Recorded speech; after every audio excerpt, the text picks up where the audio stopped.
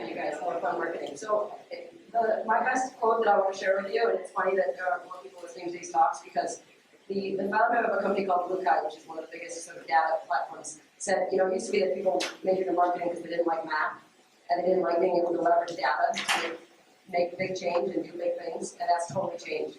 Today, just in the last few years, it's all about math, it's all about data, and the people that can figure that out, and the companies that can figure out how to leverage data and make wise decisions are the companies that are going to win. It isn't necessarily, you have to have a great product, obviously, but you have to have great marketing, and especially if you're a B2C company, but B2B, it's even more and more competitive. So, on that note, how many companies in here are B2B companies? And how many are B2C companies? Okay, so I'm just going to sort of split it and do a little bit of both, because there's different techniques that you're going to use for both styles of remarketing. Okay, who knows what remarketing is? Everyone more or less. So have you ever seen a pair of shoes? You looked at a pair of shoes, you went to Zappos, you're like, sweet, I got these sweet Nike kicks, I'm going to check them out, and they follow you around the internet? That's retargeting, that's remarketing. You can use it across many platforms. We typically see it on places like Facebook, Display, but as Tom was saying, it's a super powerful technique on YouTube. Really what you're saying is you're capturing someone's intent.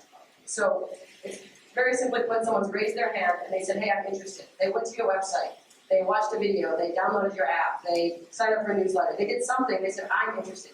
Intent is the most powerful signal that we have. That's why search works, that's why Google is Google. Right? Google is a big ad company, believe it or not. Everyone thinks it's a search company, it's not, it's an ad company. You go to Google and you say, I want something. And in doing that, you're sending this intent signal. And what our job is, as founders of companies, is to capture that intent. I'll back up and tell you about it. My name is Susan. I started a company called Trigget. We were a big ad tech company. We used big data to figure out how to make ads more effective. At the end of our sort of existence before we sold a few months ago, we were a big Facebook retargeting company. So we would do all this stuff on Facebook. We did a lot of things. I know a lot about ad tech. Way too much. So does this make sense? Everyone kind of gets why remarketing is, why that intent signal matters. Okay. So someone raised their hand, right? That's what we're talking about today. They've already raised their hand. We're not talking about top of funnel things where they don't know who you are. We're not talking about any of that. You know, we've all seen this beautiful funnel, right? We've got like the top of funnel stuff where you're going to get paid for that. You know, where you've got your underwrite blog posts and do content marketing, and I'm going to get people to come to my website or download my app or do that. So retargeting is a little bit more in here, right? It's sort of a middle of funnel action. But it's a very, very, very, very powerful. It's probably the most powerful type of marketing that you can do. Again, someone's already raised their hand and said that they're interested. Okay, so it's super, super, super powerful. I know Tommy kind of skipped over with YouTube stuff. He's not kidding. It is super, super powerful. Okay, everyone should have a remarketing channel, and it should always be on. This is an always-on channel that you're going to try to maximize. And we'll walk through some techniques for doing that today and how you should think about that. So here's the big channels. There's more. Obviously, there's lots more places that you can retarget, but if you capture these channels, you will capture probably like 80%. So start with these channels, and then you can go and do more. Don't get distracted by all the little channels. These channels really will cover the vast majority of where your audience is, and you'll be able to sort of talk to them. Okay, so here we're going to throw a little example. Pillow, a great example of a young company who is doing phenomenal remarketing because they're following me all around the internet, because they should be. I'm an Airbnb host. So Pillow, here's their website. I went to their website. I actually browsed around and looked at how much they cost and thought about using them. And now they are literally following me all around the internet. Right? This is a Twitter ad on my phone. Okay. You see a Pillow ad. That's Facebook on the right-hand side. I also looked at Honey Stinger organic treats. You can see Pillow here. You got this is a display ad, right? So they've done a phenomenal job. If you want to see a great young company that's doing great retargeting, go to Pillow, look at their stuff, and then watch them while you're on the internet. I got retargeted on YouTube by them. They're really doing a very, very good job. They're a very young company, and they're targeting on this note. They are targeting a very niche set of people, right? They're targeting Airbnb hosts, which is why this is so powerful. Okay, so that's a really good example. So how does retargeting work? Retargeting works by sticking a piece of JavaScript. Well, there's two different ways, but the first way is you stick a piece of JavaScript into your website. Okay? This is just a generic thing I pulled off of Google, so I don't even know if it's the right one. But essentially, it's just a script, right? And then the script is going to drop a cookie. The cookie can be really smart, or the cookie can be pretty dumb, depending on how sophisticated you want to get with your retargeting. And we'll talk through that a little bit, what you should think about that sophistication. But you're going to stick this on your website, and then essentially when someone shows up to your site, they're going to just drop a cookie, whatever channel, Facebook, Google, Twitter, is going to drop a cookie, maybe they'll do some conversion tracking on that cookie. And then when they go to one of those channels, when they go to Google, or they go to Facebook, they're going to show that person an ad. Is everyone with me? Am I moving too fast? Stuff's pretty straightforward. Okay, so how do we want to think about retargeting? This is where it gets interesting. This is where I'll try to do both B2B and B2C. It's a little bit different how you want to think about it. Oh, sorry, I skipped one thing. There's also a really cool thing that you can do now, it's particularly on Facebook, which is CRM. And this is really, really important for B2B. So you can take an email list. You can stick the email list into Facebook, for example, and you can retarget against that email list.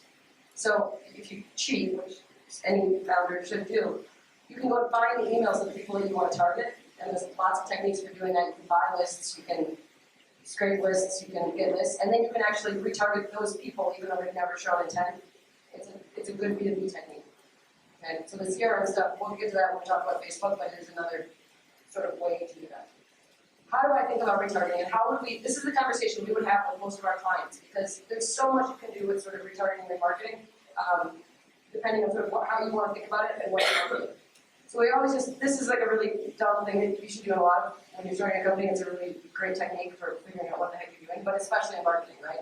Just ask who, what, where, when, why, right? And if you walk through each of those questions, who are you targeting? Okay, are you an e-commerce player or are you a B2B player? What's their lifetime value? And I ask that to start a position, what's the lifetime value of your customer? They say, oh, I don't know. Well, guess, who cares? You're just making up a number and you'll refine that number as you go. But you should have a pretty basic idea, right? If you've got a widget that costs $200 and it costs you $100 to make it, you have $50 in profit. Well, you have somewhere between, I'm sorry, you have $100 in profit. You have somewhere between 0 and 100 to work with. Okay? And you kind of can choose how much you want, depending on if you want to grow, right? I'm working with a client right now who's got, it's called Ring Video Doorbell. They're really cool. You ring it and then it goes to your phone and it's a doorbell. And with them, they just want to grow. So every dollar they make in revenue, they're pumping back into their marketing efforts because they just want to grow like mad. So they have I think it's $85 a unit that they're willing to spend on paid acquisition, right? Which remarketing, obviously, you're paying for. So it just depends, if you don't have, they've got lots of cash, they've got very good funders, and Tommy mentioned this before, depending on how much cash flow you have, you may not be able to be as aggressive with your strategy for growth, but you should figure out a place that you feel comfortable with, that you can say, okay, I'm willing to spend up to this to acquire this user, right? Factoring in your costs and all of that. Okay, so who are you selling to? And you really want to think about that. A B2B person, you might be willing to pay a lot more for one user, like $1,000, to acquire one user than a B2C, where maybe your profit margin is $2.25. Okay, so when you think about it, like come up with an LTV, come up with a value. It doesn't really matter what it is to start with. Just choose a number and say, okay, I'm willing to spend X amount to get that customer. Okay. Like, I think budgets are silly. You should think about how much you're willing to pay to acquire a user, and if you can acquire users at that price, you should acquire as many as you can. Okay? What are you marketing? You have one product, or are you an e-commerce store that has lots and lots of products? How you think about your remarketing is going to be directly influenced by this question in a huge way. Okay? If you have one product and you're remarketing one product, like the Ring Video Doorbell, then they're really only going to see that one product. If you've got lots of products, then obviously you can show lots of products. We've seen from a success standpoint that if you can do dynamic product ads, if you've got lots of products, if you've got like a whole suite of products, and you can do these dynamic ads where you're showing them the actual product they looked at. So instead of showing a Zappos ad, you show them the pair of shoes they looked at. Performance is infinitely better. It's through the roof better. Okay, so that is, sort of again, how much money you're willing to make, etc. Okay, but again, you can just walk through these, and it will help you think about who your customer is. Okay, where does your product exist? Do people even come to your website? If you have a mobile app and no one comes to your website, you've got this phenomenal retargeting system set up. It doesn't matter, right? Because no one's going to see it. So then you want to really focus on the mobile solutions and the different things that exist in that way, or YouTube if you're someone that can really leverage video. So if no one comes to your website, you shouldn't be using sort of web-based retargeting systems. There's lots of different types of retargeting systems. And we'll talk through some of them, but really, be honest with where your people are. Okay. When? Okay. Is this a one-time sale? Are you a SaaS model? Is it a relationship where you're going to have someone who's going to come back and make lots of purchases, right? Zappos obviously wants to create a relationship. Interestingly, with Zappos is a good example. They'll retarget you even after you've bought the product because they just want to keep that branding. They want to keep having that conversation with their customers because they know their customers are going to come back and buy more shoes. Now it's an expensive model, but it's sort of how they do it. If you're a B2B and you've only got one time to make the sale, then you might do it a little differently. Okay? Why? Okay, why are people buying your product? This is going to directly influence your ad copy, your creative. Okay, those two things do matter. When you're trying to speak to those people. Okay, so think about sort of all of these things as you're thinking about, okay, how am I going to do this? And these apply to way more than just remarketing, right? This is like marketing 101, like you should know these things. I'm always so surprised that when I talk to young companies, they say, well, who's your customer? Like, oh. Well, we need to figure that out, right? And it's not that hard to figure it out. So that's the, like, goes back to who. And once you know who they are, you can make a much sort of wiser plan around how you're going to remarket. On that note, I didn't put it in here, but it's a really, really good tool and I want to mention to you guys. If you have users, okay, if you have users, hopefully everyone has a couple of users, or if you're going to get a couple of users, that's why you're learning about remarketing. If you can get their email addresses, you can upload those email addresses into Facebook. I opened it up here. And they have this cool tool.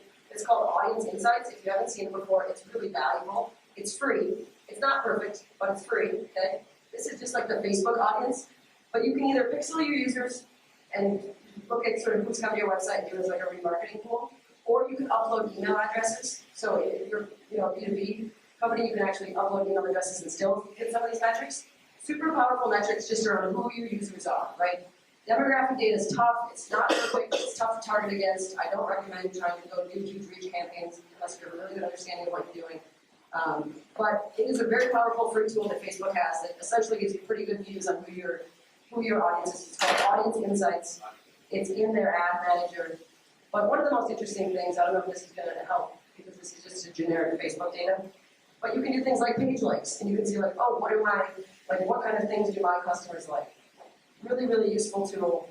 Doesn't really have to do with remarketing, but it's part of their what's called their website custom audiences package, and so I highly recommend that you check that out.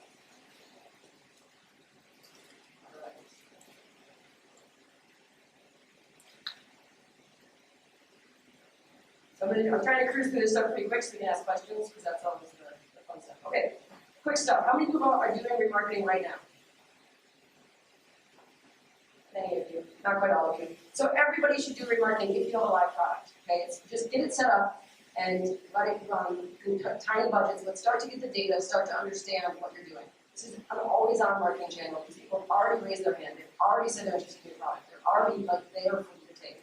So you don't have to have big budgets, but get it turned on. Okay, I highly, highly, highly recommend going direct. I recommend going direct because, first of all, the big players, Google, Facebook, Twitter, have all decided that they want everyone to go direct. And when we sold Trigger, we were seeing them actually, they have like a knob, and they would turn that knob up and down. And so people who were going direct were seeing a lot more traffic. The vendors are just, they have great technology, and I want to talk about some of them here. But I really, really encourage you, go to Facebook, go to Twitter, go to Google, go to YouTube. You don't have to go to that many channels and go direct, okay? To do that, I highly recommend you have a tag manager. Tag managers are not great if you want to do, if you're a company that has a lot of products, because we'll talk about that later. So if you're an e-commerce company and you've got thousands of products, come talk to me after. For everyone else, use a tag manager. Tag managers are a really simple way to add tags to websites so your data doesn't have to do it, right? Any developer should either be spending the time writing code or spending their time writing code. But this lets non-developers have to go on and you can make changes. You can, once you start to do some of the more sophisticated types of remarketing, you can create really cool audience segments, things like that. It's just a really simple way. This is a free one. There's lots of them. This is free. I highly recommend you use a tag manager. It's just going to let you put one piece of code on the site and then give you a GUI for adding more tags. So there's 3 core pixels types that you want to place. I'm going to skip over audience segmentation for now. I'll get back to that later. But you're going to have your remarketing pixel and you're going to have your conversion pixel. You want to make sure you have a conversion pixel for every piece. Don't put 2 conversion pixels on. You can mess things up. So be very careful when you're adding your tags. Again, tag manager is great for this. So you're going to have your general retargeting pixel. You're going to have a conversion pixel. If you've got a sophisticated audience, let's say you've got, well, actually you don't even have to have a sophisticated audience. You just have to have enough users that it actually matters.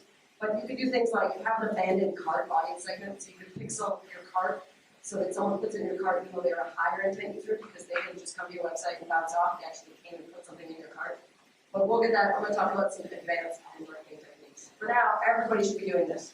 Stick a remarketing pixel on your site, stick a conversion pixel on your site, and at least start with that, okay? So here's our big channels. Facebook. Their platform is called WCA. I have a love-hate relationship with it, but it does deliver great traffic, and the newsfeed in particular delivers phenomenal performance.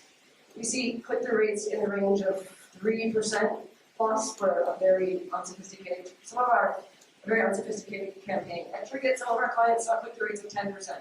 That is an insane click-through rate.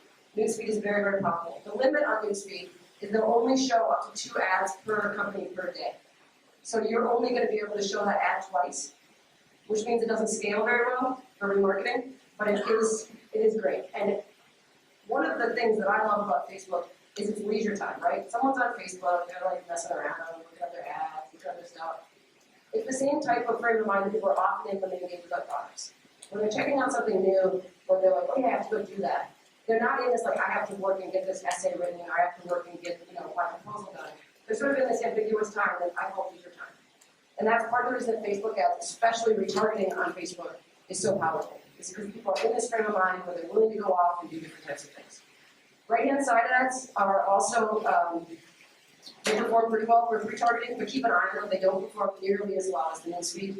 You can spend money there pretty quick, and they'll serve unlimited of those ads for you. So the performance isn't quite as good on the right-hand side. I didn't have time to give you guys real numbers, but they're like, that's like maybe a 1% or 0.5% click-through. It's done well. Again, custom audiences and CRM is really powerful. I really, really encourage B2B people to figure out how to leverage this. Again, you can import email addresses and email lists, and then target against those lists. It's a super, super powerful way to do it. I think Pillow is a great example of a B2B play. It's done a great job of that. And again, leverage audience insights, which I showed you guys. This is your #1 channel in my opinion. Like, everyone's on Facebook today. Everyone's on Facebook, and everyone's on Facebook at leisure time. So this is a very, very, very powerful channel. You want to maximize it. Google Display Network. Google is top. We have insane banner avoidance. If you watch any of the eye tracking around how we look at a website, literally all of us just ignore ads. And I bet you, how many people have ad block installed on there? So we got like 30% ad block as it is. None of you are even seeing these ads. But it is a very powerful channel. You can go on and do some pretty neat stuff. Depending on what your cost per acquisition is, depending on the ROI you're trying to achieve, this may or may not be a useful channel for you. Okay, but it's there. A couple things to focus on. Do not do anything under the fold. Do not do anything under the fold. No one sees those ads. You won't scroll down to that. They'll take your money and serve your ad, but don't waste your money that way. So only do above the fold. And again, keep an eye on your spend and performance. Set small budgets, right? Get this stuff going. Set like $10 a day. Just get it set up and see what happens. If it's working, you're going to increase your budgets. You're going to get that up, right? So this is an always-on channel. Twitter remarketing is pretty new, but it works really well, particularly with video. They've got autoplay video on remarketing, and so that channel. They only make you pay for a view, and that works really, really well. They don't have dynamic, so a dynamic ad is a little bit more sophisticated. They only have the static ads, but it is a powerful channel. I showed you that Pillow ad that I saw in my review. Vendors. So I think you should go direct. I was a vendor, and I'm telling you, you should go direct. The reason I think you should go direct is you're going to get more inventory. There's not that many channels. Like, there's really very, very, very few channels, and you'll be able to control your performance, and you really don't need to pay any of these guys 30% unless you have extremely sophisticated remarketing needs, which I'm not sure anyone in this room has yet. If you do, if you've got tens of thousands of products or hundreds of segments, and a lot of unique users coming to your site, like over 500,000, 1 million. Criteo will not work with anyone who doesn't have 500,000 unique users coming to their site. They are the best, in my opinion, if you have a product-based solution. They do what's called dynamic product retargeting. They were our biggest competitor. So they're going to pull in like Zappos' lists, and they're going to dynamically target you on those products. So if you've got lots of products, if you've got lots of unique users, they have some great technology that helps you move quickly to do this. But their minimum spend is, I think, $50,000 or $60,000 a month, which on a remarketing spend is a lot of money. So it's, for most people, they're probably not going to happen. Telepart does a great job working with retailers. If you're a retailer, again, they have big minimums, but they're a great company. Another big competitor they just bought by Twitter, so I'm not quite sure what's going to happen there. AdRoll. I'm sure, how many people have heard of AdRoll? So AdRoll has gone for the small guys. AdRoll convinces you that view-through is real. I would argue with that. It does have some effect. We had the data at Tricket to show that it had some effect, but everything should be click-based. Every conversion you get should be click-based. We'll talk about performance in a little bit here, but ad roll is sort of a turn out lead. If you don't have very many unique visitors, if you're focused on a product right now, you don't have that many people coming to your website, go ahead and use ad roll. They're going to push it out to these channels. Their performance isn't nearly as good as you're going to get going direct, but if you just don't have that many people coming to your website, the budget really is $10 a day. It might not be worth your time yet to go direct and set up things direct.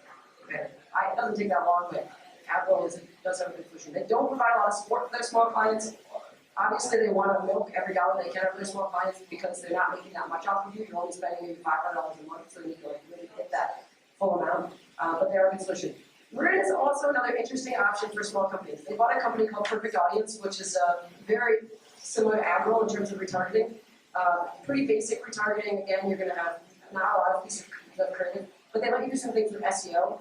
And so it's not a horrible place to look for young companies. But I wouldn't look, no other vendors are worth looking at for this. Except for Trade, but we're not around anymore. Okay, so here's sort of some thoughts on performance, some more advanced things to think about. Some of this is not going to apply to a lot of you, but I'm going to breeze through it and then we'll have questions. Okay? Here's all the acronyms. I stuck them in here because everyone should know all of these. Marketing is fundamental to every business today. You need to learn how to speak in this language. I got these from Search Engine Journal. I wrote them myself. I'm not going to read them out. But they're in the little deck if you want to go back and look at it later. But they're sort of the important things. So budget. Everyone's like, how much should I spend on this channel? Right? Well, this goes back to your LTV. Come up with how much a user is worth. Put a small budget up. If you're hitting that value, if you're hitting that CPA goal, right? If you say, okay, my lifetime value of the user is $100. I'm willing to pay $10 to acquire them. Your budget should be the maximum amount, so long as you hit that $10 number. The maximum amount. So often, people don't believe the data. They're having great ROI, they're doing great performance, and they're not maximizing their budgets. They're focused on a number instead of focusing on what that CPA is. So if you're going to make $100 for every $10 you spend, you should spend as many times that $10 as you can because that's how you're going to acquire users. So really, like we work with clients like Home Depot, Booking.com, these are some of the most sophisticated marketers in the world. As long as we can achieve that CPA goal, that ROI goal, it was insane, it's like 5.67 to 1, like very, very precise ROI goal. We have unlimited budgets. And that's how you should think about your marketing in particular, right? This is a channel that so long as you're hitting that goal, the budget's unlimited, okay? If you have a high CPA, right, you can also, so this means that the cost per acquisition of a user, let's say that you pay $100 to acquire a user. Don't be afraid to spend up to $100 to acquire a user. People often just get gun shy. But if a user really is worth $100 to you, then you're willing to pay that much to acquire that user. So it's really, really important that you choose that number. What is your CPA goal? What is the value of the user? And it doesn't have to be perfect. You can guess right now. You can look at similar companies and say, how much are they going to pay? But you should really, really focus on that number and then scaling that up from there. Okay? Ad creative. So everyone's going to have to do ad creative if you're going to run any sort of ads. Going on to 99 Designs or Upwork and one of these places and have them make you a lot of ads, like 100 ads. You don't even have to like the ads. Have some ads with faces in them, some ads that are blue, and some ads that are red. It really is about getting around ad fatigue. So what ad fatigue is that you see the same ads over and over again, and our brains figure out that we should just ignore those ads. And so we do, right? So now you're remarketing someone who's raised their hand, they show intent, they said they're interested, but they've already seen the ad, so they just ignore it. If you show them a different ad, they actually will look at the ad again and come back to it. So again, when you have your designer do it, you can change the colors. There are companies such as Nanigans, who does it, a couple others that will do it for you. I think the best way to do it is just to go to 99 Designs and have someone build you a million ads. But again, just keep your ads fresh. Ad copy matters. So we did a lot of dynamic retargeting at Trade. So with Booking, for example, we have the Booking ad, and it would say fly to SFO on March 13th. If we got the dates wrong, it didn't work. People actually read the ad copy. So make sure you write ad copy that has good grammar, that has a good message, and refresh that as well. I really find that the best time to do is to go in and make like 15 different sets of ads at the same time, and then you can cycle through and you don't have to keep coming back to it. So sit down for an hour or two and solve this problem once. You don't keep trying to have to come back to solve it. Video is super, super, super, super powerful. I think Tommy spoke about that earlier, but it is super, super, super, super powerful. Everyone should have a video, especially B2B people. Go and make a $1,000 video. Run it in the newsfeed on Facebook. Retarget people on YouTube. Video works. So if you can figure out a way to make video, everyone's doing video, and then retargeting against that video. So someone comes to your website, looks at your product, or does whatever, and then goes and they see the video on Facebook, the autoplay video. It's a very, very, very powerful way to do that. Cover all the rest of that. This is getting a little bit more sophisticated, but I think it's interesting information, and so I want to share it with you guys now. So intent is very short. People are in market to buy something, or they're exploring a new product for tiny windows. Literally less than 24 hours. We actually saw intent windows were more like 6 to 8 hours, and then they're no longer in market, and so you won't see as many conversions. So you really want to blast people in that first 24 hours. For small companies, the tools to do that aren't great, but it is when you want to blast them. And we would hit people like 50 times, and we convert on those, just blast.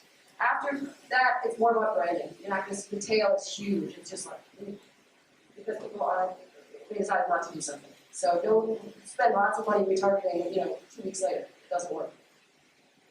And there's a huge, huge, huge fallout after 6 days. Like I said, I wish I could put it on the graph, because it really is just like, it's really fast. Okay? Performance. Click to convert. Okay? Remarketing. People have already said that they have intent. View is kind of money. When you think about view-based stuff on Facebook, we all go to Facebook. We all scroll down our newsfeed. Now you view the ad. If someone really is, if the ad really has an influence and really has power, they should click on it. And you shouldn't be spending money on that view-based stuff. It's really, the results are money, especially with Facebook. I really discourage people from tracking performance on a view basis. You really should be tracking on a click basis. Even if that means higher CPCs and higher CPAs. For retargeting, and for young companies, I probably should have made a whole slide on this. There's a really, really big value of branding. Okay, so if someone's come to your site, if you only have 100 people, or let's say 1,000 people to make it easy, and you pay $1 for a CPM, you're only going to pay $1 to target all of those people. You're not paying very much money. So do leverage the power of branding. I think Pillow is really doing a good job with that, more than they are trying to get them to convert. They're really bragging themselves as that big player. As you get bigger, that gets expensive. Okay? But early on, when you're a small company, you only have 10, 20, 40, 50,000 people coming to your website, there's power in it, especially for B2B, okay? And again, know your CPA and trust your data, okay? Know your CPA, choose one. If no one's converting, if you're like, I have this great remarketing campaign, I've got it maximized on all these channels, and no one's converting, like, what's going on? First of all, double check your conversion tracking. We've seen that happen a lot where people just don't have the conversion tracking set up. Second of all, where are they dropping off? Are they bouncing off the page quickly? I was working with a client recently, and they thought they had 150,000 new visitors a month. Well, everyone was bouncing, and we found a bot. Okay, so try to figure out like what's going on and why people are bouncing before you get really discouraged about the efforts that you're doing. Trust, I call it the 10 test, right? If 10 people do something and they all do exactly the same thing, you can assume the 11th person is probably going to do the same thing. So if you're losing everyone at certain points, maybe fix that point before you say that it's the retargeting campaign's fault or something else. Okay? Now, you can always sort of work on improving things, but again, everyone's doing the same thing and everyone's falling off. There could be really two problems. You could be driving the wrong people to your website, or you could have a product problem. And I think we all need to be really, really honest with ourselves about the fact that we could have product problems, and then we need to go back and fix the product before we worry about marketing. Okay? So again, the 10 test, right? If everyone's coming and no one's converting, well then you're doing a good job bringing people to your website, but they're the wrong people, or you have a product problem. Okay? Traffic to the website. It's really, really easy to drive lots and lots of people to your website, but it's really, really important to drive the right people to your website.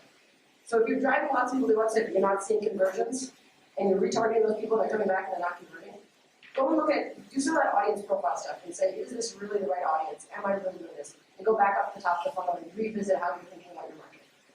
I think so often people are so excited when they get all these clicks or they get all these impressions and then they're wrong. Okay? There's a couple of big ifs, and again, this starts to get a little bit, I'm going to go really quick through the more sophisticated retargeting strategy. I didn't want to spend a lot of time on this because I don't think we have that many companies in this room that have millions and millions of views.